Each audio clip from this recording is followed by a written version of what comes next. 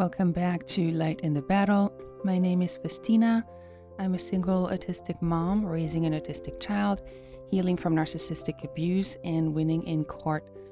In the first half of season 3, we talk about inner stability, which is how we survive day to day in the face of a lot.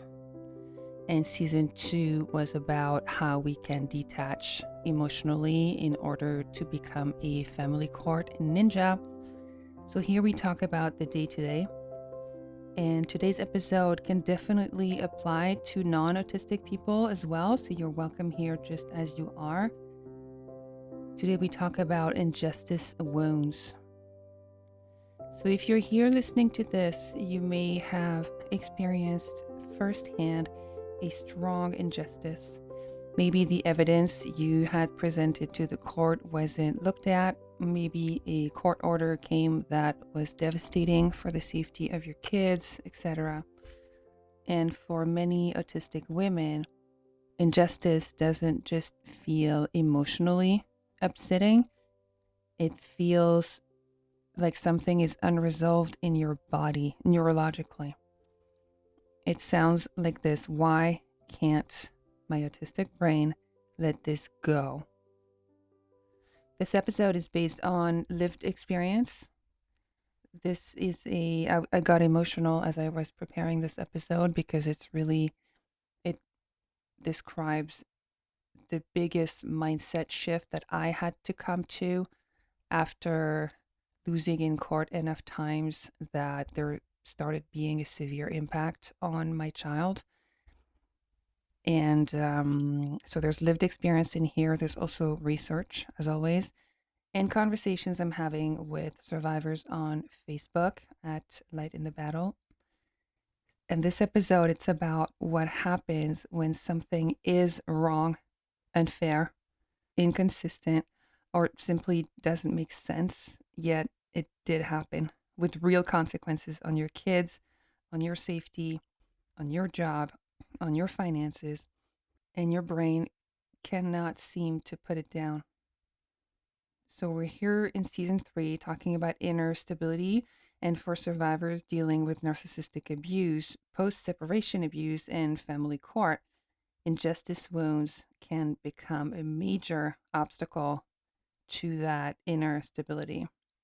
So stay until the end to find out what worked for me, what really changed the game for me, what started really turning things around for me, and what prevented me from losing my mind when I kept losing over and over in the early stages of my legal battle. Also, make sure to follow the show, as season 3 is a thorough inspection of all the aspects of inner stability in your day-to-day. Season 2 was about detaching emotionally to become a ninja in your legal battle. But here in season 3, we talk about the reality, the day-to-day. So make sure to follow. And if you can leave this show a 5-star review, that will also make sure this information reaches more survivors. So what do I mean by an injustice wound? Injustice wounds explain why some things hit so hard, why you can't let it go or ignore it or move on, and why you become so activated. I'm using injustice wound, injustice trauma as a framework, not as a formal clinical diagnosis. I'm still not a mental health professional. So this may be something to bring to the attention of your therapist. An injustice wound is that experience of being unable to emotionally and physiologically move past an injustice because some part of your brain continues to say, this is not right, this needs to be corrected. The event may be over. You may intellectually understand what happened, but your brain keeps returning not only to the injustice, but to the fact that it's not resolved. Now, why does that hit autistic women particularly hard? Many autistic people describe strong pattern recognition. So we know exactly what we're dealing with on the opposite side. A strong need for consistency, coherence, and truth. We have intense reactions to hypocrisy or perceived unfairness. And we experience difficulty letting go of something that doesn't make logical or moral sense. I'm not saying autistic people are superior or uniquely righteous. I'm saying that for some autistic people, it's particularly difficult to integrate anything that is unresolved and unjust. It's particularly difficult. It's difficult for anyone, but it's particularly difficult for us because of how we're wired. So when courts minimize the abuse and your ex lies and the systems look like they're rewarding manipulation and people misunderstand the reality, or when something doesn't add up in general, your brain's going to keep working on it and working on it and working on it. Now add narcissistic abuse and family court, and now you've got that brain that needs justice and that won't let it go, that has to operate in an environment where someone lies about you. The events are rewritten and they're believed. Your motives are misrepresented. You're effed if you do, effed if you don't. No matter what you do, you're wrong, or you had ill intentions. The abuse is minimized, even the abuse on the kids. There's no apparent consequence for harmful behavior. Institutions make decisions you believe are profoundly unfair, and you don't get the acknowledgement or the closure that you expected. I have an episode about closure, by the way, episode 29, dedicated to why you actually don't need closure. So you know what happened. You know the truth. You know what's fair, what would be fair to expect. And yet the external reality doesn't reflect what you know to be true. So for an autistic brain already seeking coherence, that discrepancy can become extraordinarily difficult to leave alone. Again, stay with me until the end so I can share what worked for me, what kept me standing, and what freed up my mind to focus on my strategy and eventually turn things around. So here's where the injustice wound can keep us hooked. I just need them to understand. It's when you come out of a hearing and you feel like nobody heard you, the judge didn't hear what you said, and the other side is missing the point consistently as well. So it's like, if I explain it one more time, if I find the right evidence, if the judge would only understand, if my family would see it, then I can let it go. The autistic brain needs the situation to be resolved so we can stop returning to the problem mentally. And we return to the problem mentally at what cost? Well, that can turn into repeatedly revisiting what happened in the hearing, like what the conversation was or what the evidence was that was presented. So it turns into obsession and rumination. I talk about this in episode 9 with a realization that also helped me detach a little bit from the obsession and the rumination. It can turn into an inability to detach emotionally. When I talk about emotional detachment, I'm not saying you become a robot and you become disordered, like some people we know. I'm saying you become free from the emotional load of everything that's going on. You can't become free emotionally if your brain still needs the situation to be resolved. Okay, it can turn into over explaining and correcting the record with your co-parent as if they cared, as if they could be reasoned with. It can turn into chronic physiological activation, so lots of anger and adrenaline, chronic illness in some people because the body keeps the score. And what it is altogether, and listen closely, it's spending enormous amounts of energy on something outside of your control. Keep that in mind for later. It happened. The judge made a decision that goes against the kid's safety. It's done. It's outside of your control at this point. Keep that in mind for later.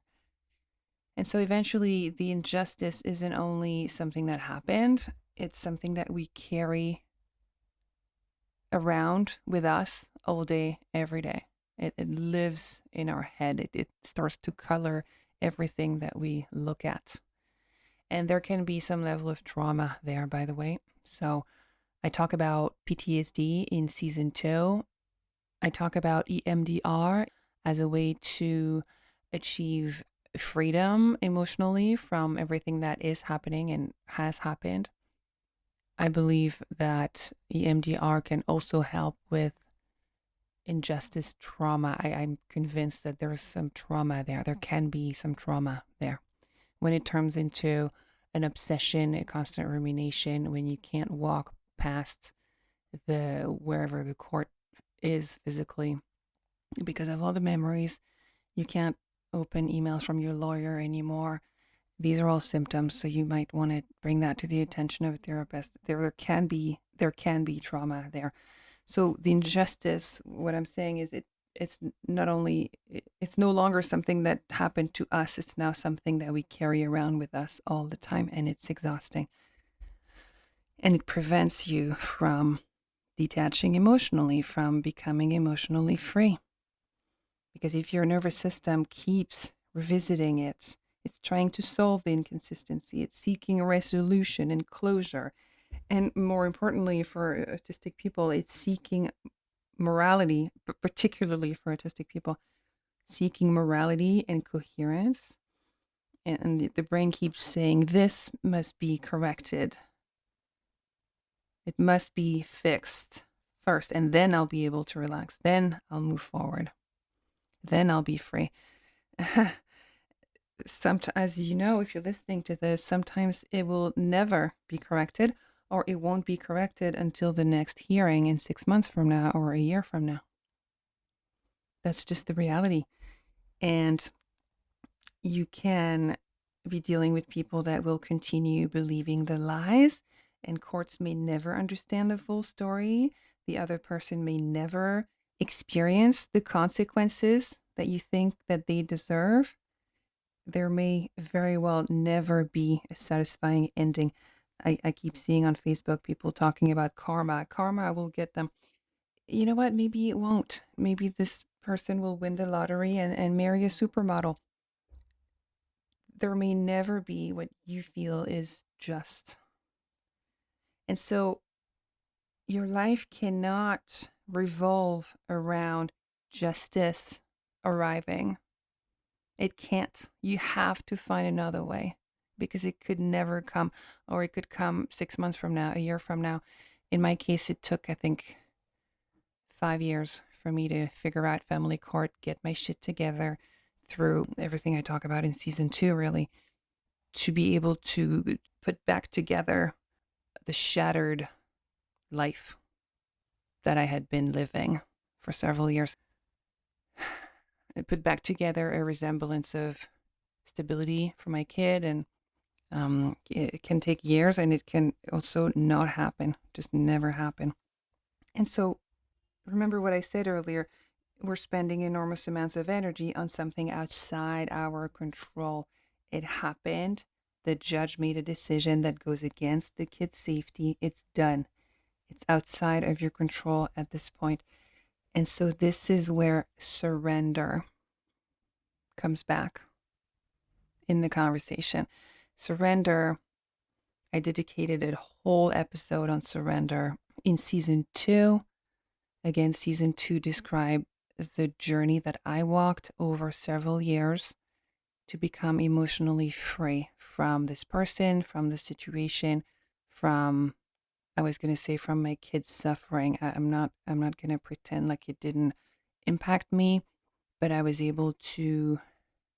developed the tools that I needed to stay calm and to keep moving forward and to remain very strategic in everything I was doing to then achieve safety for my child. Surrender. Surrender is huge. Now, stay with me because I don't want you to misunderstand what I mean by surrender. So, basically, emotional freedom requires surrendering your expectation that reality will become fair because it might never become fair. And surrendering also your need for the situation to be fair before you allow yourself to get back up. So, surrender does not mean surrendering to the abuser's demands, surrendering your legal case, giving up on the legal situation, abandoning your boundaries, saying that, or feeling, or believing, or convincing yourself that what happened was acceptable. It was not. It was absolutely unacceptable. And we're definitely not giving up on protecting our children. That's not what we're doing with surrender. So please listen to episode 26, where I go into much more detail. But surrender, it's what kept me around, truly. And I know I'm not the only one who has felt like it was too much at some point in the journey. There, I said it. I surrendered the internal fight with reality. There's a metaphor I use in episode 26, the Chinese finger trap, that woven tube that's like 4-inch long, and you put your fingers in both ends, and the more you pull your fingers back out, the more it tightens around your fingers. So that's a metaphor I had used in my episode. I basically stopped trying to outsmart the Chinese finger trap, and I surrendered to it. I'm stuck in this thing. It sucks. It's uncomfortable. And I need to stop fighting it because it keeps getting tighter. And that's where I found the energy and the clarity to then prepare for the next hearing and fucking win. That's where I found freedom. Okay? We're not accepting what happened. We're not accepting that the judge made a very unfortunate mistake. We're going to fix it. But if you want to have the energy to go and fix it, you have to stop pissing away your energy fighting against reality and things that are out of your control right now. Reminder of what surrender sounds like. This happened. It was wrong. It was unfair. It sucks. The kids will very likely be harmed, either physically or mentally. I know, Mama. Trust me, I know. I'm seeing lifelong consequences on my child of decisions that were made by judges. I know what I'm talking about. And yet, surrender is the only way I found to stay sane for my future and for my child, and to then get back to the drawing board and figure out another way to protect him. I was never going to get the acknowledgement or an apology from the legal system in the earlier stages where they kept getting it wrong. I was never going to get the attention that I craved from my loved ones, who were never going to understand what it's like trying to co-parent with someone who exhibits certain patterns of behavior. And that would have been so healing to my heart. There was not going to be any resolution or any consolation for the injustice. And I was going to live anyway. I was going to continue taking appropriate action. I was going to document advocate. I could keep working on myself, that big journey that I described in season 2. I could keep working on myself to get back up and strategize for the next round with a cool, calm, ruthless mindset. But my nervous system no longer had to spend every waking hour demanding that reality become different from what it actually was. It was what it was. Okay?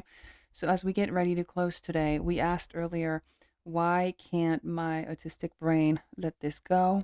And again, this episode isn't necessarily, it hits harder for autistic people, but any protective parent who's going through nonsense through the courts will relate to this episode. So why can't my brain let this go?